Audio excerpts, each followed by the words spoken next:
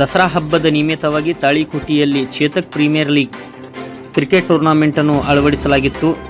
ಈ ಟೂರ್ನಮೆಂಟ್ ಸತತ 3 ದಿನಗಳ ಕಾಲ ತಾಳಿಕೋಟೆಯ SK ಮೈದಾನದಲ್ಲಿ ಜರುಗಿತು. ಕೊನೆಯಲ್ಲಿ ರಿಷಕ್ ವಾರಿಯರ್ಸ್ ಮತ್ತು ಭವಾನಿ ಸಿಸಿಯ ಫೈನಲ್ ಪಂದ್ಯಾವಳಿಯಲ್ಲಿ ಭವಾನಿ ಸಿಸಿಗೆ ಮೊದಲನೆಯ ಸ್ಥಾನ ದೊರಕಿತು.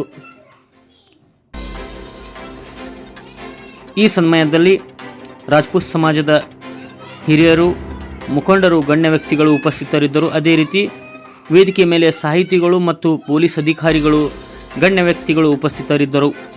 Bureau report, TLK express news, Talikote.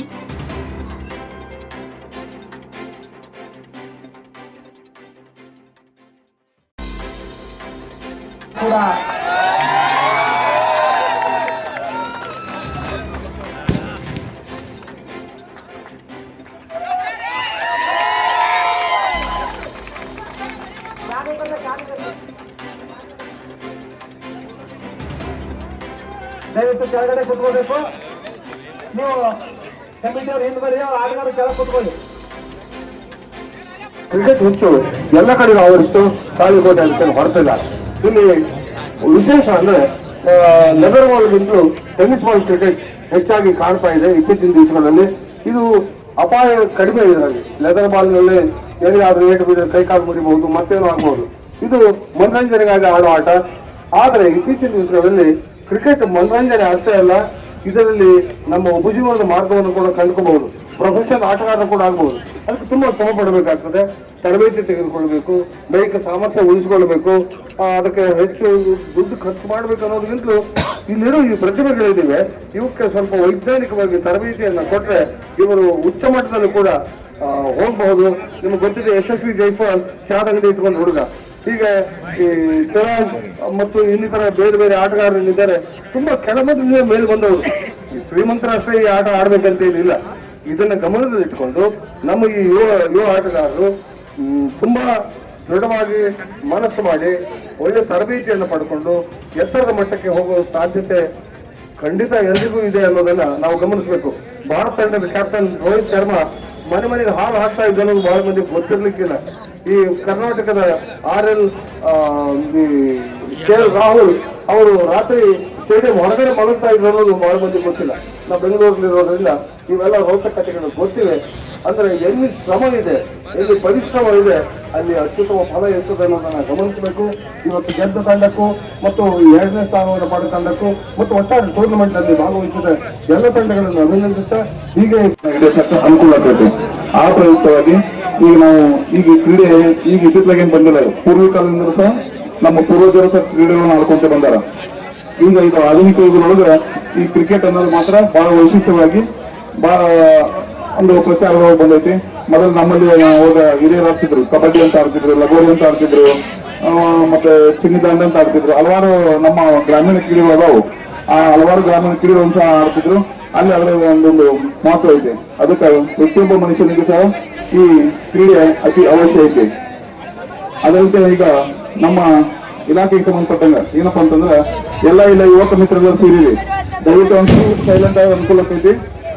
ಈಗ ಈ ಸ್ವಲ್ಪ ಯುವಕರೆಲ್ಲರೂ ದಯವಿಟ್ಟು ಈಗ ಸ್ವಲ್ಪ ಲಕ್ಷ್ಯ ಕೊಡ್ರಿ. ಈಗ ನಾ ಇತ್ತೀಚೆಗೆ ಒಂದು ಏನು ಯುವ ಪೀಳಿಗೆ ಏನ್ ಬೆಳೆಯತ್ತಪ್ಪ ಅಂದ್ರೆ ಈ ಮೊಬೈಲ್ ಇದಕ್ಕೆ ಬಹಳ ಅಂದ್ಕೊಂಡು ಎಲ್ಲ ಒಟ್ಟ ಹಿರಿಯರಿಗೆ ಗೌರವ ಕೊಡೋದು, ಮತ್ತೆ ಮನೆಯವರಿಗೆ ತಂದೆ ತಾಯಿ ಹತ್ರ ಮಾತುಗಳು ಸ್ವಲ್ಪ ಬೆಲೆ ಇಲ್ಲದಂಗಾಗೈತಿ. ದಯವಿಟ್ಟು ಎಲ್ಲರೂ ಮೊಬೈಲ್ ಅನ್ನ ಎಷ್ಟು ಬಳಸಬೇಕಾಗುತ್ತೆ ದಯವಿಟ್ಟು ಅಷ್ಟೇ ಬಳಸ್ರಿ. 24/7 ಅಂತೇಳಿ ಆ ಮೊಬೈಲ್ ಬರೀ ಫೇಸ್ಬುಕ್, ವಾಟ್ಸಪ್ ಬಳಸಕ್ ಹೋಗ್ಬೇಡ್ರಿ. ಅದನ್ನ ಏನು ಕ್ರೀಡೆ ಬಳಕೆ ಮಾಡ್ಕೊಡ್ರಿ. ನಿಮ್ ಏನ್ ಗುರಿ ಉದ್ದೇಶ ಬಂದಿರ್ತೀರಿ ಅದಕ್ಕಷ್ಟೇ ಬಳಕೆ ಮಾಡ್ಕೊಡ್ರಿ. ಈ ಮೊಬೈಲ್ ಗಳಿಗೆ ನೋಡ್ರಿ ಹ್ಯಾಕ್ ಹಾಕವು, ಮತ್ತೆ ಒಳಗಿನ ಹಲವಾರು ಅಫೆನ್ಸ್ಗಳು ಹಾಕತ್ತಾವು. ಈಗ ಏನೋ ಒಂದು ಸೈಬರ್ ಕ್ರೈಮ್ಗಳು ಸಹ ಇದ್ರೊಳಗೆ ಮೊಬೈಲ್ದಾಗ ಹಾಕತ್ತಾವು. ಎಲ್ಲೋ ಕೂತಿರ್ತಾನ, ಎಲ್ಲೋ ಏನೋ ಮಾಡ್ತಿರ್ತಾನವ. ಅಂದ್ರೆ ಅವನ್ ಏನಪ್ಪಾ ಅಂದ್ರೆ ಉದ್ದೇಶ ಏನಪ್ಪಾ ಅಂದ್ರೆ ಯಾವ ರೀತಿ ಜನರಿಗೆ ತೆಪ್ಪಿಗೆ ಹಾಕೊಂಡು ಮೋಸ ಮಾಡ್ಬೇಕನ್ನೋದು. ಆ ರೀತಿ ಮಾಡಿ ಎಷ್ಟೋ ನಮ್ಮ ಅಧಿಕಾರಿಗಳು ಹೆಸರುಗಳೇನೆ ಎಷ್ಟೆಷ್ಟೋ ದುಡ್ಡುಗಳೆಲ್ಲ ಈಗ ಅದನ್ನ ಫೇಕ್ ಮಾಡ್ಯಾರ. ಅದಕ್ಕೆ ದಯವಿಟ್ಟು ಯಾರು ಈ ಮೊಬೈಲ್ ಹೆಚ್ಚಿಗೆ ಬಳಸಲಾರ್ದನ ಅವ್ರು ಸೈಬರ್ ಕ್ರೈಮ್ ಏನಾರ ಆಯ್ತಪ್ಪ ಅಂದ್ರೆ 193 ಕಾಲ್ ಮಾಡ್ಕೊಡ್ರಿ. ಅದರಂತೆ ಈಗ ನಮ್ಮ ನೋಡಿ ಈ ಸೆಪ್ಟೆಂಬರ್ ತಿಂಗಳೊಳಗ ನಮ್ಮ ತಾಳಿಕೋಟೆ ಲಿಮಿಟ್ಸ್ ಒಳಗ ಮತ್ತು ಮುದ್ದೇಬಿಹಾಳ ಲಿಮಿಟ್ಸ್ ಒಳಗ ನನ್ನೊಂದು 23 ವರ್ಷ ಸರ್ವಿಸ್ ಆಯ್ತು. 23 ವರ್ಷ ಸರ್ವಿಸ್ ಒಳಗ ಒಂದು ತಿಂಗಳಿಗೆ ಎಕ್ಸ್ಟೆಂಟ್ ಇಷ್ಟು ನಾನು ಕೇಳಿದ್ದಿಲ್ಲ, ನೋಡುವುದಿಲ್ಲ. ಆ ರೀತಿ ದಯವಿಟ್ಟು ಎಕ್ಸ್ಟೆಂಟ್ ಆಗ್ಯಾವು. ಕಾರಣ ದಯವಿಟ್ಟು ಎಲ್ಲ ಯುವಕರು ಹೇಳ್ತಿದ್ರಿ ನೀವು ಮೊಬೈಲ್ ಇದನ್ನ ಬೈಕ್ ರೈಡ್ ಮಾಡೋದು ನೋಡಿ ನಮಗೆ ಅಂಜಿಕೆ ಬರ್ತೈತಿ. ನಾವು ಪಾಸು ಹೊಂಟಿದ್ವಪ್ಪ ಅಂತಂದ್ರೆ ನಾವೇನೋ ಸ್ಲೋ ಹೋಗ್ತಿರ್ತಿಕ್ರೆ ನೀವು ರೈಡ್ ಮಾಡೋದು ನೋಡಿ ನಮಗೆ ಅಂಜಿಕೆ ಬರ್ತೈತಿ. ಒಂದು ನಿಮಿಷ ನಮಗೆ ದಿಗ್ಭ್ರಮೆ ಆದಂಗೆ ಹಾಕ್ತಿವಿ.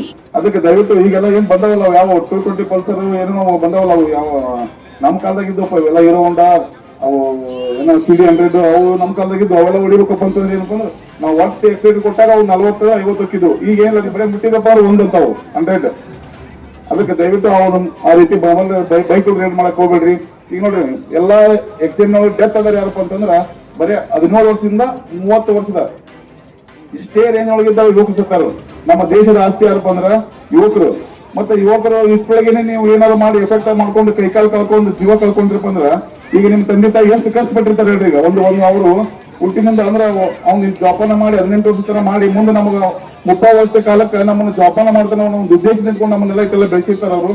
ಆದ್ರೆ ನೀವು ಅನಿವಾರ್ಯ ಏನು ಕಳ್ಕೊಂಡ್ರಪ್ಪ ಅಂದ್ರೆ ನಿಮ್ಮ ಒಂದು ಸಂಕಟ ನಾವು ತಂದೆ ತಾಯಿಗೆ ಇದು ಮಾಡಬೇಕಾಗುತ್ತೆ. ಅದಕ್ಕೆ ದಯವಿಟ್ಟು ಯಾರು ನಮ್ಮ ಯುವಕರು ಈ ಬೈಕ್ ರೈಡ್ಗಳನ್ನ ಮಾಡ್ಬೇಕಪ್ಪ ದಯವಿಟ್ಟು ಎಲ್ಲರೂ ಕಡ್ಡಾಯವಾಗಿ ಹೆಲ್ಮೆಟ್ ಹಾಕೋ ಒಂದು ನಿರ್ಧಾರ ಮಾಡ್ರಿ. ಇವತ್ತಿಂದ ಎಲ್ಲರೂ ಹೆಲ್ಮೆಟ್.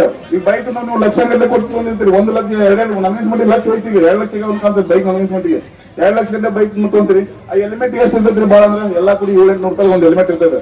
ಅದು ನಮ್ಗೆ ನಾವು ಹೋಗಿ ಕೈಕಾಲು ಮುಟ್ಕೊಂಡು ಏನು ಕೈಕಾಲು ಸುದ್ದಿ ಮಾಡ್ಕೊಬೇಕ್ರಿ.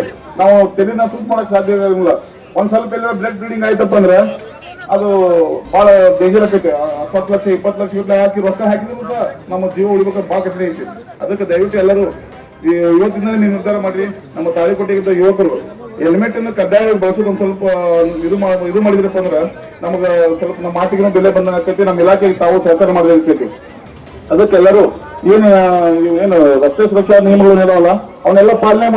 ಅಲಿ ಬಿಲ್ಡಿಂಗ್ ಕನ್ಸ್ಟ್ರಕ್ಷನ್ಸ್ ಹೆಸರು ಇಟ್ಟುಕೊಂಡು ಒಂದು ಮನೆ ನಿರ್ಮಾಣದ ಕಾರ್ಯವನ್ನು ಪ್ರಾರಂಭ ಮಾಡಿದ್ದೇವೆ. ತಾವು ತಮ್ಮ ಮನೆಗಳ ಕೆಲಸ ಇದ್ದರೆ ಅಲಿ ಬಿಲ್ಡಿಂಗ್ ಕನ್ಸ್ಟ್ರಕ್ಷನ್ಸ್ಗೆ ವಹಿಸಿ. ತಮ್ಮ ನಂಬಿಕೆ ಹಾಗೆ ನಾವು ನಿಮ್ಮ ಮನೆ ನಿರ್ಮಾಣ ಮಾಡಿಕೊಡುತ್ತೇವೆ. ಅಲಿ ಬಿಲ್ಡಿಂಗ್ ಕನ್ಸ್ಟ್ರಕ್ಷನ್ಸ್ ಪೂರ್ತಿ ಮಾಲ್ ಮಟೀರಿಯಲ್ ಸಮೇತ ತಮ್ಮ ಮನೆಯ ಬೀಗ ಹಾಕಿ ಕೊಡುತ್ತೇವೆ. ಅಥವಾ ಕೇವಲ ಲೇಬರ್ ಕಾಂಟ್ಯಾಕ್ಟ್ ಮಾಡಿಸಬೇಕಾ? ಸೆಂಟ್ರಿಂಗ್, ಕಟ್ಟಡ, plaster, tiles, electrician, plumbing, paint ಇವೆಲ್ಲ ಕೆಲಸಗಳನ್ನು ಸಹ ಲೇಬರ್ ಕಾಂಟ್ಯಾಕ್ಟ್ ಮೇಲೆ ಸಹ ಮಾಡುತ್ತೇವೆ. ಅಥವಾ ಕೇವಲ ಸೆಂಟ್ರಿಂಗ್ ಕೆಲಸ ಸಹ ಮಾಡಿಕೊಡುತ್ತೇವೆ. ಈಗಾಗಲೇ ಸರ್ಕಾರಿ ಮತ್ತು ಅರೆ ಸರ್ಕಾರಿ ಕೆಲಸಗಳು ನಾವು ಮಾಡುತ್ತಿದ್ದೇವೆ. ತಾವು ಅಲಿ ಬಿಲ್ಡಿಂಗ್ ಕನ್ಸ್ಟ್ರಕ್ಷನ್ಸ್ ಮೇಲೆ ನಂಬಿಕೆ ಇಟ್ಟು ತಮ್ಮ ಮನೆಯ ಕೆಲಸ ಅಲಿ ಬಿಲ್ಡಿಂಗ್ ಕನ್ಸ್ಟ್ರಕ್ಷನ್ಸ್ಗೆ ಕೊಟ್ಟರೆ ತಮಗೆ ಉತ್ತಮವಾದ ಗುಣಮಟ್ಟದ ಕಟ್ಟಡ ನಿರ್ಮಾಣ ಮಾಡಿಕೊಡುವ ಜವಾಬ್ದಾರಿ ನಮ್ಮದಾಗಿರುತ್ತದೆ. ಬಡವರು ಮನೆ ಕಟ್ಟಬೇಕೆಂಬ ಕನಸು ಇರುತ್ತದೆ. ಆ ಕನಸಿಗೆ ಒಂದು ಚಿಕ್ಕ ಪ್ರಯತ್ನ ಅಲಿ ಬಿಲ್ಡಿಂಗ್ ಕನ್ಸ್ಟ್ರಕ್ಷನ್ಸ್ ಪ್ರಾರಂಭ ಮಾಡಿದೆ. ತಮ್ಮ ಸಹಕಾರ ಅಲಿ ಬಿಲ್ಡಿಂಗ್ ಕನ್ಸ್ಟ್ರಕ್ಷನ್ಸ್ ಮೇಲೆ ಇರಲಿ, ನಂಬಿಕೆ ಇರಲಿ. ನಂಬಿಕೆ ಮೇಲೆ ಜಗತ್ತು ನಿಂತಿದೆ. ನಂಬಿಕೆ ಇಟ್ಟು ಅಲಿ ಬಿಲ್ಡಿಂಗ್ ಕನ್ಸ್ಟ್ರಕ್ಷನ್ಸ್ಗೆ ತಮ್ಮ ಕೆಲಸ ಕೊಟ್ಟರೆ ನಿಮ್ಮ ಕೆಲಸ ಮಾಡಿಕೊಡುವ ಜವಾಬ್ದಾರಿ ನಮ್ಮದಾಗಿರುತ್ತದೆ. ಅತ್ಯಂತ ಯೋಗ್ಯ ದರದಲ್ಲಿ ನಿಮ್ಮ ಮನೆ ನಿರ್ಮಾಣ ಮಾಡಿಕೊಡುವ ಜವಾಬ್ದಾರಿ ನಮ್ಮದಾಗಿರುತ್ತದೆ. ಅಲಿ ಬಿಲ್ಡಿಂಗ್ ಕನ್ಸ್ಟ್ರಕ್ಷನ್ಗೆ ಸಂಪರ್ಕಿಸಿ.